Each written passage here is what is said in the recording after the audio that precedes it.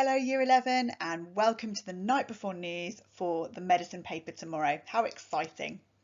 Let's remind ourselves of what the paper will look like tomorrow, including timings.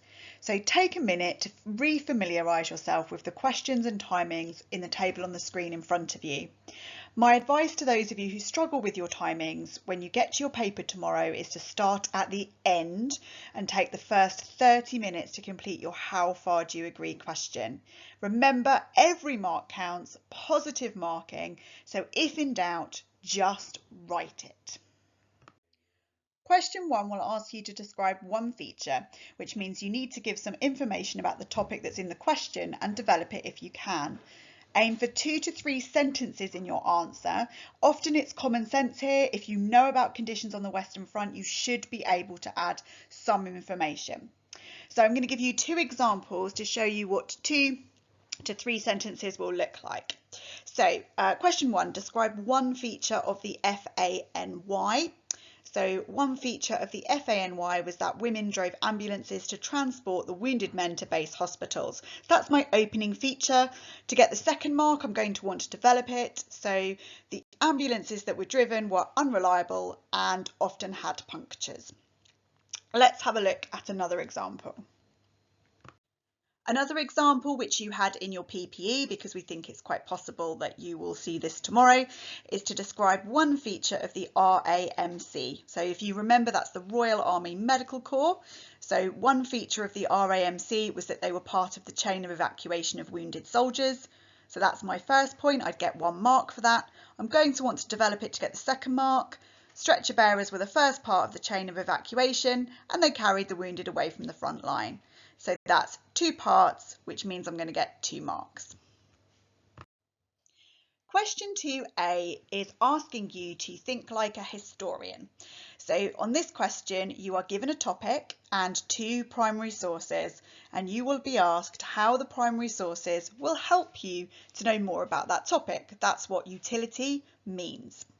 So there are 3 aspects you need to include here. You need to make a judgment about how useful a source is, and it will always be useful, so please don't write that it isn't, because the examiners would not have given us it. You need to look at what the source will tell us or suggest to us about the topic in the question. That's what makes it useful. And then we will need to use our contextual knowledge, that means our knowledge about the time period, to decide if what the source is telling us or showing us is useful. Does it match what we know? You could also consider who wrote the source or where the source has come from, because the author of the source might have specialist knowledge on the subject. So let's have a look at what that looks like in practice. This is an example of a utility question. How useful are sources A and B for an inquiry into the treatment of battle injuries? The first thing you need to do when you sit this paper tomorrow is identify the inquiry. So you need to know what you're being asked about. In this case, it's the treatment of battle injuries, but it could be anything. It could be the effects of gas attacks. It could be the work of the FANY or the work of the RAMC. But let's have a look at this one, the treatment of battle injuries. So the first thing you're going to write is source A is useful for an inquiry into, and then use the words of the question in your answer. And you could start because it is accurate, because the chances are what you read or what you see in the sources are going to be accurate. And in this answer, I've started with who wrote it. So it was written by a surgeon. And a lot of you will write it was written by a surgeon, which makes it useful, but you're not really explaining why it's useful. So you need to be specific. It was written by a surgeon who worked at a base hospital. This makes the source useful because he would have been responsible for operating on wounded soldiers. He has medical knowledge, so the information he gives is likely to be accurate and informative. So if you were to have a source written by a surgeon, you need to be thinking about what it is a surgeon can offer that nobody else can. So medical knowledge, they've got first-hand experience of operating and treating. Think about what experience a nurse might have if you've got a diary extract from a nurse. So again, she's on the front line, she's going to have medical knowledge, so what she's going to write is likely to be accurate and informative. Then you think about what's in the source. So the source is useful because it tells me that, or it shows me that, And if it's a picture, you're going to describe what it shows you, linked to the inquiry. And if it's a written source, you could add some quotes. And then this is the important bit, because this is the bit that gets you from 2 marks out of 8 up to potentially full marks. You need to add your own knowledge. So you could write, this is accurate because, or the source can be supported because I know that. So whatever detail you've picked out from that source, you are going to explain why it's accurate. How do you know that's right? And that's where you're going to use any relevant information that you have about the Western Front to support what that source is saying. If you think it's relevant, write it. It's positive marking. So we are looking to reward you. So if in doubt, just write it. You're looking for 7 minutes per source, because you'll have about 15 minutes to do both sources. And contextual knowledge is essential. You will not score on this question unless you put something that you know about the Western Front to support it. Using the same source, which will be source A, you are then asked how you can follow up a detail to learn more about a particular topic. So in this case, how could you follow up source A to find out more about the treatment of battle injuries? You'll notice it says detail in source A you would follow up. So that doesn't mean more than one detail, that means one thing. If it's a picture, one part of that picture, and if it's a written source, a quote. So only one. If you put 2 down, you will not be rewarded. The question you would ask then, which is going to help you find out more about the inquiry, so how common was or how many were, it can help to ask a numerical question for this. So put a number in it somewhere, and then you're asked what type of source you could use. I would always use RAMC medical records, because the RAMC, if you remember, that's the part of the army responsible for the health of the soldiers, and they kept very detailed records of the names of the men that came in, when they came in, what treatments they were given, whether they were released, what the nature of their injuries were. So the chances are that whatever question you're going to ask, the RAMC records are going to help you find your answer. So it's important that you understand what RAMC records can tell you, because that will then you'll be able to add that as to how that might help answer your question. So RAMC records would tell me how many wounded soldiers were admitted to base hospitals. They'd give me details of treatments used. So RAMC records are really flexible, and they will answer most questions that you have. You'll then be asked question 3 to consider your medicine through time unit, so you'll move away from the Western Front. And question 3 is a comparison question. So you will be given a topic. In this case, you can see in front of you it's care in hospitals, and you'll be given 2 time periods. So in this case, 1250 to 1500 and 1700 to 1900, and you will be asked to compare those 2 time periods for that topic. And you will either be asked in what way they were different or in what way they were similar. So I'm going to take you through both options. We'll start with difference. With this response, you start with in whatever the first time period is. So in this case, 1250 to 1500, care in hospitals, because that's our topic. And then you need to put some detail about that time period. So in this case, in 1250 to 1500, care in hospitals was carried out by untrained monks and nuns because hospitals were run by the church. And then we need one word to show us a difference, and the word is however. So whenever you want to show that difference, however. However, the second time period, in 1700 to 1900, care in hospitals was carried out by trained nurses because of Florence Nightingale's work, and that would get you your 4 marks out of 4. You're going to spend about 5 minutes on this question. Let's have a look at what it would look like if it was a similarity. So let's look at the question and identify the topic and the time periods. In this case, explain one way in which the role of the physician in the medieval period was similar to the role of the doctor in the modern period. So our topic is role of the physician, which is doctor really. It's how we would think of a doctor today. Our time periods are the medieval period and the modern period. So using our formula, we're going to write in the first time period, which is medieval period.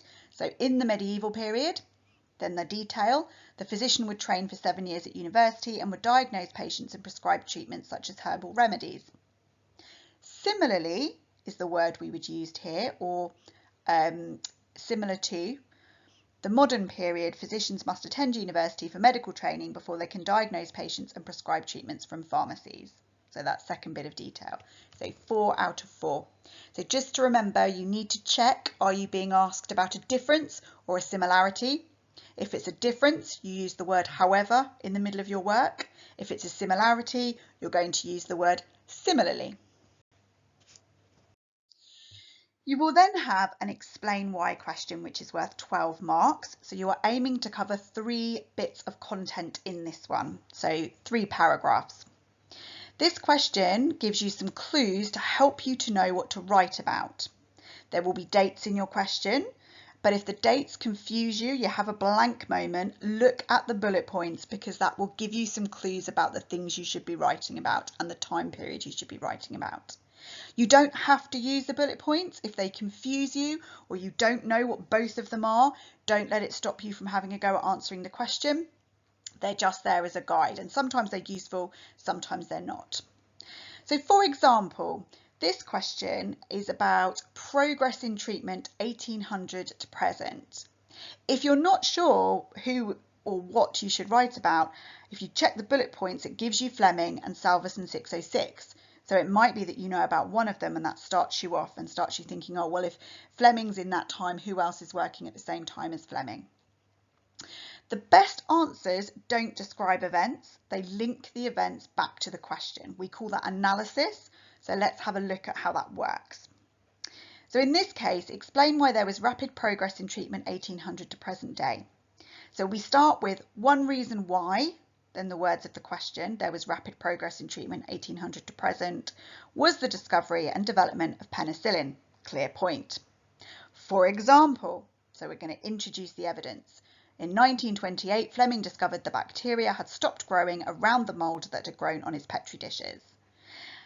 And this is where we link our facts back to the question. This was progress because. So we've talked about why this was better than what had come before. So this was progress because the first antibiotic had been found. It was then developed by Florey and Chain, who were able to purify penicillin in small amounts, which made it safe for humans. They were then able to get support from the American government and funding from American firms once America joined the war in December 1941. This was progress because penicillin could be mass produced and available to more soldiers. After the war, the cost fell, so it was available to the public and was free on the NHS.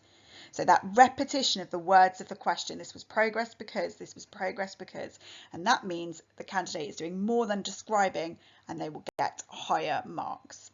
Let's look at that in a different paragraph. So we have a different question here. Explain why there was progress in the prevention of illness in the years 1700 to present. You can use the Public Health Act of 1875. You could use healthy lifestyle campaigns. Actually, I've used neither of those things because I don't have to, and I've gone with the work of Edward Jenner. So again, we've got the one reason why there was progress in the prevention of illness in the years 1700 to present was the work of Edward Jenner. Clear point.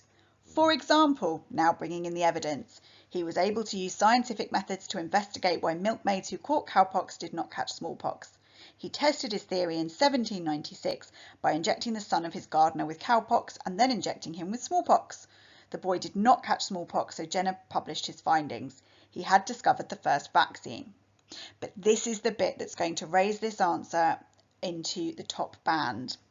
This was progress because, so linking that information back to the focus of the question. This was progress because it was safer than inoculation, the method that had been used previously to prevent smallpox.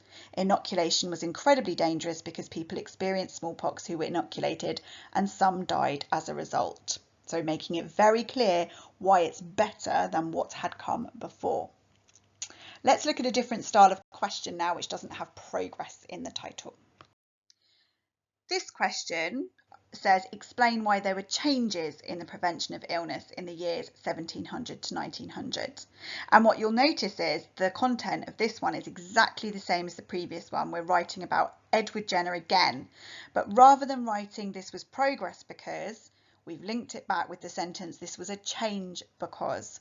So it's using the words of the question in your answer, in your explanation, and that makes it clear to the examiner that you've understood the nature of the question.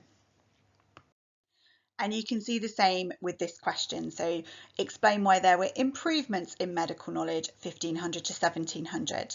So just take a moment to read the response and pick out where the language of the question has been used in the answer to explain. And finally, the last question, the big question, the how far do you agree? It's worth 16 marks and 4 marks for spelling and grammar, so 20 marks. Remember, you will be able to choose which question you answer for the last section. So please spend 3 to 4 minutes reading both questions carefully before making your choice. Which one do you know the most about? You could even at that point produce a table for for and against for each one before you make your decision. So take those 4 minutes and think really, really carefully about your next step. So year 11, we have gone through this an awful lot. When you have a how far do you agree question, it is worth taking the time to complete a table to plan your response. So in this case, John Snow's work on cholera was a turning point in the prevention of infectious diseases, 1700 to 1900. A turning point means that after that particular piece of work, that things were different. It changed the direction of history, if you like. It changed the course. So you need to decide for this question whether John Snow's work did change things. Did it send things in a different direction? And the points that you'd be given are Jenner's vaccination and the Broad Street pump. So you would take a couple of moments to write down the things or the information that you have that would support this. So in other words, the work that John Snow did, the thing that he did which changed the situation. So thinking about making the link between dirty water and cholera, removing the pump, presenting his findings to government. But you also need to think about the aspects of the course that would challenge this idea. So what were the limitations of John Snow's work? Why would we not consider it a turning point? Who else was working at this time which might be a bigger turning point? So you've got a clue in the points there because you've got Jenner's vaccination. So have a look at the table because that would be your plan. When you're asked how far you agree with something, you have to make a judgment. So you have to say whether you agree or you disagree. And it's a different write-up than an explain why. So rather than thinking point, evidence, explain, we want point, evidence, judgment. Let's have a look at how that works then. So with the response you can see on the screen, there's a clear judgment at the beginning. I agree with the statement. Now, the bit that's underlined, you have to write whether your target is a grade 3 or a grade 9. But what you can do is add a reason for it, and we call that criteria. So, I agree with the statement because John Snow's findings combined with germ theory led to a change in the attitude of the government, who realised that the streets and waterways needed cleaning to keep the nation healthy. So that's my rationale, that's my decision. So then we have in the main part of the work a point, evidence and judgment. Let's see if you can pick up on where that judgment is. So John Snow's work was a turning point. For example, he proved the link between dirty water and cholera when he investigated the reasons for the outbreak of cholera in Soho. By plotting the victims on a map, he showed that they were all victims who used the same water pump in Broad Street. As a result, the handle of the pump was removed, which ended the outbreak of cholera in that area. This was a turning point in the prevention of cholera because this proved that cholera was a waterborne disease, and when germ theory was published, his findings were accepted and attitudes towards health changed. So the judgment is where we have this was a turning point in the prevention of cholera because. So very clear, yes, it was a turning point. The examiner will have no preference for whether you agree or disagree with the statement. You could do either as long as it's well argued. So I'm going to show you how you could also disagree with the statement using the same information on the next slide. So the same information, but this time a different judgment. I disagree with the statement because John Snow was not believed at the time and his work had a limited impact on the prevention of infectious diseases compared to other factors. John Snow's work was important, but on its own was not a turning point. For example, he proved the link between dirty water and cholera when he investigated the reasons for the outbreak of cholera in Soho. By plotting the victims on a map, he showed they were all victims who used the same water pump in Broad Street. As a result, the handle of the pump was removed, which ended the outbreak of cholera in that area. However, we have our judgment. His work alone was not a turning point because it was not until germ theory was published that his findings were accepted and attitudes towards health changed. His work did not have an impact beyond Soho. So it's exactly the same information, but it's been argued different ways, and it really wouldn't matter to the examiner which way you argued it, providing you cover 3 areas of content. So you would need 2 further paragraphs about other points from the time, providing you have a conclusion and providing you've justified your conclusion. So on the next slide, we'll show you what a full response might look like so that you can see the 3 paragraphs and the structure.